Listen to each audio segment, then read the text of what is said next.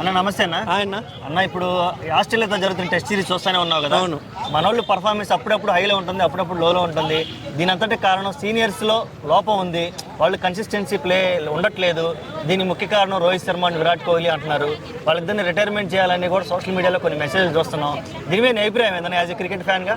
అంటే క్రికెట్ ఫ్యాన్గా అండి, ఇప్పుడు ధోని ఒక్కడే తన ఓన్ డిసిజన్ తీసుకుని వెళ్ళిపోయాడు, అతను ఆడలేడు అనుకోని. ఇప్పుడు గంగోలీ గారు మనకు తెలుసు, గంగోలీ గారు ఎక్కువ మన ఇండియా టీంలో క్యాప్టెన్స్లో బెస్ట్ క్యాప్టెన్, ఎక్కువ విజయాలు అందించిన క్యాప్టెన్ కూడా లాస్ట్ టైంలో ఫ్యాన్స్కి గురి అయ్యారు. అంటే గంగోలీ గారు ఇంకా రిటైర్ అవ్వాలి అని.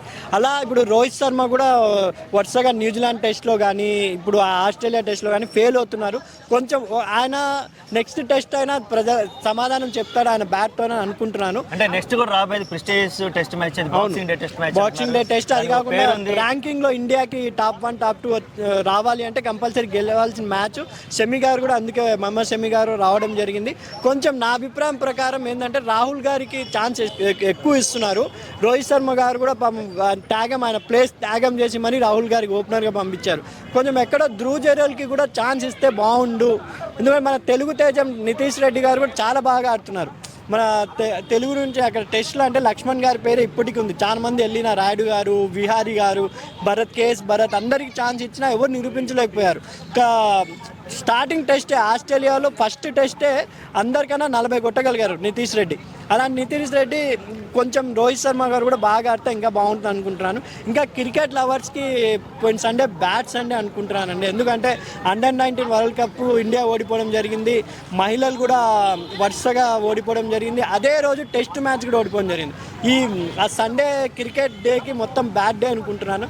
నెక్స్ట్ రాబోయే కొత్త సంవత్సరంలో అయినా మంచి సీజన్తో ఇండియా గేమ్ స్టార్ట్ చేస్తుందని అనుకుంటున్నాను. ఫైనల్గా ఈ సీనియర్స్ పరిస్థితి ఏందన్నా? ఈ విరాట్ కోహ్లీ వీళ్ళని అసలు ఏమన్నా ఇప్పటికిప్పుడు రిటైర్మెంట్ వాళ్ళు కూడా బెస్ట్ అంటావా? సింగిల్ వార్డులో వాళ్ళకి తెలిసిపోయింది వాళ్ళు ఆడలేమనే కదా. 2020 వరల్డ్ కప్ గెలిచినాక ఒక బాధ్యత తీరిపోయిందని రిటైర్ ఇచ్చేశారు.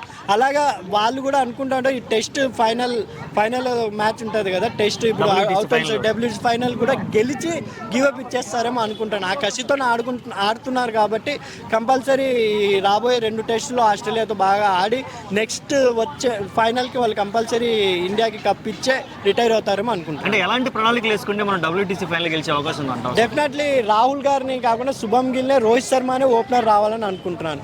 ఆయన ప్లేస్ 100% ఆయన ప్లేస్కి ఆయనకు వస్తేనే కొంచెం ఆయన స్పీడ్గా అయినా ఆడగలుగుతారని అనుకుంటున్నాను. ఓకే అన్న, థ్యాంక్ యూ సో మచ్.